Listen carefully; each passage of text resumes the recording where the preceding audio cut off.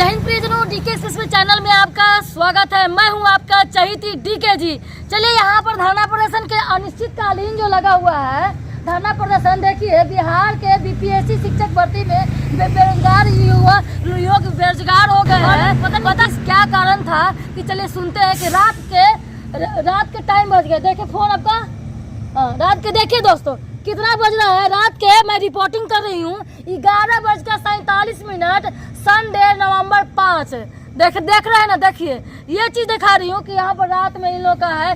देखिए किस हालत में इन लोग हैं, देखिए किस तरीके से है। अब कहिएगा कि इतने क्यों है, इतना सवाल है ना, क्यों है कारण पूछेगा क्यों, क्या कारण है। कारण यही है दोस्तों कि बहुत लोग यहाँ से वहां तक, दिखाइए कैमरामैन दिखाइए, तो यहाँ से यहाँ तक पूरा भरा हुआ था ना। पूछिएगा कि रात में तुम कर रही हो रिपोर्टिंग तो इतने लोग हैं, बाकी लोग कहाँ गए, कहाँ गए? पीएमसीएच गए। कहाँ गए? पीएमसीएच गए। वहाँ पर इलाज कराने के लिए भूखे प्यासे पूरा एकदम फीट पर फीट लग रहा था, बेहोश हो रहे थे, तब गए क्या लास्ट में हार्ट पता कर करके। कुछ लोग गए बुद्धिजीवी लोग जो थे, कुछ लोग बोले कि भाई मर जाएगा, तुमको देखने के लिए नहीं आएगा, चलो भाई पीएमसी जा। तो कुछ लोगों के मतलब कि दवा में आ करके नहीं गए, नहीं तो यहाँ से उनकी क्या होता नहीं होता पता नहीं। चलिए यहाँ पर बात करते हैं कि किस कारण से अनिश्चितकालीन के लिए, मतलब कि घर परिवार, दीपावली का समय घर परिवार को छोड़ करके किस कारण से आप यहाँ पर धरना प्रदर्शन करने की बारी आ गई। धरना प्रदर्शन करने के कारण आगे कि हमारे जो स्थिति जोर से बोलिएगा, हमारे जो स्थिति है बहुत ही खराब है। हमारे पारिवारिक आर्थिक स्थिति खराब है और जो है इस बार उम्मीद जगी थी कि जो है टीचर में हमारी नियुक्ति हो जाएगी और हमने बीपीएससी क्वालिफाई भी किया था। तो लेकिन जो है रिजल्ट में हमारा जो है मैं आ नहीं सका। लेकिन अब परिस्थिति हमारा इस कदर हो गया कि पहले बीपीएससी सीटेट और डीएलएड क्वालिफाई होने के बावजूद भी हमने क्वालिफाई नहीं हो करके हम जो है सामाजिक रूप से, मानसिक रूप से और जो है पारिवारिक रूप से, दिमाग से जो है मानसिक रूप से बहुत प्रताड़ित हो रहे हैं। और इसके लेकर हम जो है सरकार से माने ये प्रोटेस्ट करने के लिए हमने ये अनशन चालू किया। आप बताइए कि किस कारण से, देखिए पूरा व्यवस्था और अनिश्चितकालीन के लिए इस तरीके से हो रहा है, सरकार से क्या चाहते डिमांड करते हैं? तो बोल रही, जोर से बोलेगा। वहाँ पर मेरा डिमांड है कि ये नियोजित शिक्षक को अपने समायोजित करके उन सीटों पे सेकंड लिस्ट जारी किया जाए।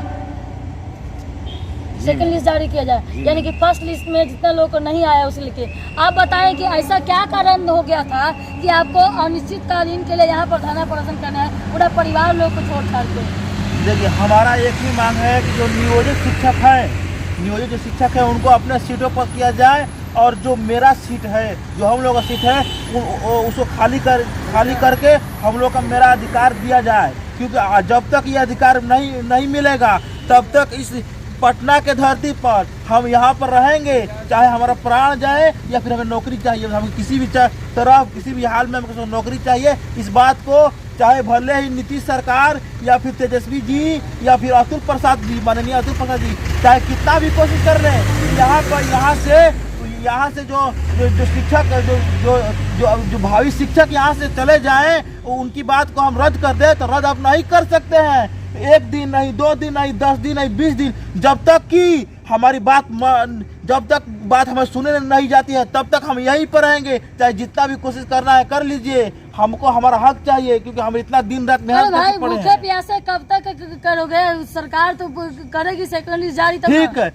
ठीक है, भूखे प्यासे रहेंगे। अगर नहीं जारी करेंगे तो हम लोग क्या होगा, नियुक्ति पक्ष नहीं मिलेगा तो मृत्यु होगा। और जब मरेंगे तो अब सरकार पर कितना थूथू होगा, आप ये सोच सकते हैं। और उनका वोट पर कितना प्रभाव पड़ेगा, ये भी नीतीश सरकार को सोचना चाहिए कि अगर मान लीजिए हमारे इतने लोग हैं, इतने लोग में किसी का मृत्यु हो जाती है तो इसका जिम्मेदार नीतीश सरकार होंगे, उनको जवाब देना पड़ेगा। उनको इलेक्शन में आ रहा है ना, उनको जवाब देना पड़ेगा कि इतने लोगों का को रोजगार देने का आपने वादा किया था, अपने वादा से मुखर गए। 10 लाख नौकरियां देने के लिए जो हमारी युवा सरकार है, तेजस्वी जी, उन्होंने वादा किया था, फिर वादा से आप मुखर क्यों गए? तो वो तो खुद कह रहे हैं कि मैंने 10 लाख का नौकरी दिया और 1,20,000 का जो नियुक्ति पत्र था वो मैंने बांट दिया, तो आखिर गया कहाँ? तब फिर धरना प्रदर्शन नहीं, जो नौकरी में है उन्हीं को नौकरी मिला है। हम लोग बेरोजगार युवा को नौकरी का, उन्होंने कहा बेरोजगार युवा को 10 लाख को नौकरी देंगे, लेकिन बेरोजगार युवा को नौकरी उन्होंने नहीं दिया। उन्होंने कहा था कि बेरोजगार युवा को हम नौकरी देंगे, लेकिन उन्होंने बेरोजगार युवा को नौकरी दिया नहीं। उन लोग किसको नौकरी दिया? जो पहले से जो नियोजित शिक्षक है उनको, मतलब कि जो पहले से 44-45 हज़ार उठा रहे थे, उन्हीं में से 2-3 हज़ार बढ़ा करके कर दिए गए हैं। और डंका ढिढोरा पीटा जा रहा है पूरा समाज में कि हम पूरा जितना नियोजित शिक्षक है उनको हम मतलब नौकरी दिया, ये ढिढोरा पीटा जा रहा है। जबकि सारा ये गलत है, सारा झूठ है। हम लोग अभी कम से कम 40 से 50 हज़ार सीट हम लोग का है जिसमें नियोजित शिक्षक हक जमा के बैठे हुए हैं। इससे भी ज़्यादा कि बिहार में कितना गरीबी है इस बात को आप जानती हैं। और गरीबी बिहार में इतना ज़्यादा है, फिर भी कहा यूपी वालों के लिए, यानी कि घर का बच्चा भूखे मरे और हम चले लंगर लुटाने, यही तो इन लोगों का काम है। तो आने वाले बच्चे को आ रहा है कि केरल का, मेघालय का, गुवाहाटी के बच्चे, मैंने कि असम का बच्चा, तो मतलब कि असम के टीचर बनने वाले हैं। तो देखें कि 15 स्टेट में 2, 3, 4, 5 जो भी हो उसका बहाली, मतलब कि उसमें इनका रिजल्ट हुआ है।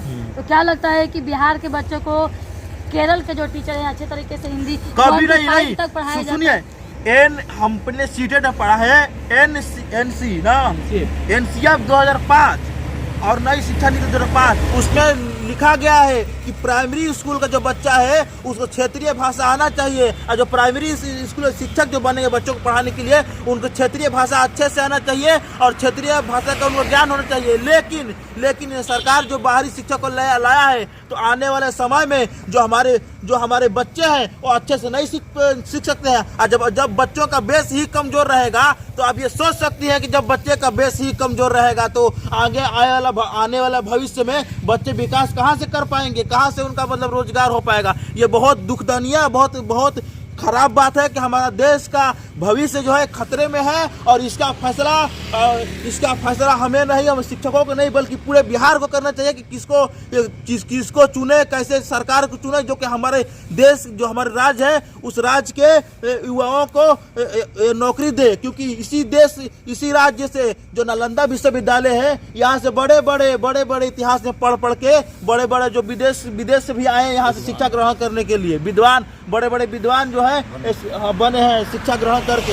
इसीलिए मैं कहना चाहता हूँ कि बिहार में कौन कहता है कि बिहार में मतलब पढ़े लिखे युवा नहीं है, क्योंकि यहीं से IAS PCS बड़े जो पद हैं यहीं से लोग हर साल टॉप करते हैं। लेकिन यहाँ पर इन लोगों का कहना है कि बिहार में योग्य शिक्षक नहीं मिल रहे हैं। ये कैसे कह सकते हैं? हमको किसी हाल में नियुक्ति पत्र चाहिए, नहीं तो फिर देख लीजिएगा, फिर बहुत आगे आने वाला समय बहुत खराब होगा। फोन अभी देखिए, अभी कितना बज रहा है, देखिए इस समय ऐसे आना पड़ा, 11:55 हो रहा है। देखिए ये ऐसा बनाया उन्हें ऑटोमेटिक। देखिए आपका पूरा, देखिए इस एरिया देखिए कितना बज रहा है, 11:12 आसपास है। अभी इस समय हम काम की रिपोर्टिंग कर रहे हैं लाइव। देखिए और देखिए कि यहाँ पर अनिश्चितकालीन की बोली कितना जो अपने बात कहा, अपना दर्द कितना बयान कर रहे हैं। पता नहीं किसको क्या दे रहे हैं, कहाँ पर कहाँ जा रहा है। ऐसा पब्लिक को बेवकूफ़ बनाते हैं कि दोनों हाथ से क्या कर रहे हैं, जॉब को लुटा रहे हैं। तो यहाँ पर तो ज़मीनी हकीकत कुछ नहीं है, सिर्फ खाली पेपर होर्डिंग लगाने से ऐसा नहीं होता है। माननीय नीतीश कुमार जी थोड़ा अपना ध्यान दें, क्योंकि आने वाला समय जो है ना, यही जो है, जो टीचर जो है, यही जो है विद्यार्थी जो है, आने वाला भारत के भविष्य है। अगर इनको आप परेशानी टॉर्चर क्यों कर रहे हैं आप? और देख रहे हैं कि इनको मांगना जो एक तरह से जायज़ है, क्योंकि इनका प्रॉब्लम कौन सुनेगा? आप ना सुनिएगा तो कौन सुनेगा, बताइए। लेकिन कहना ये चाहते हैं कि देखिए कि अगर ये धरना हमेशा अनिश्चितकालीन के लिए चलते रहेगी, अगर ऐसा नहीं होता है तो वो इनके भी कुछ प्रॉब्लम है, परेशानियां कुछ हो जाएगा, तो फिर इसका परिवार का जिम्मेदार कौन लेगा? काम जो इनको ज़रूरत है, जो इनका सेकंड लिस्ट जारी करना है, तो वो इस चीज़ को आप ध्यान दें। नहीं तो आने वाला इलेक्शन 24-25 है, इसका जिम्मेदारी तो आप खुद होंगे।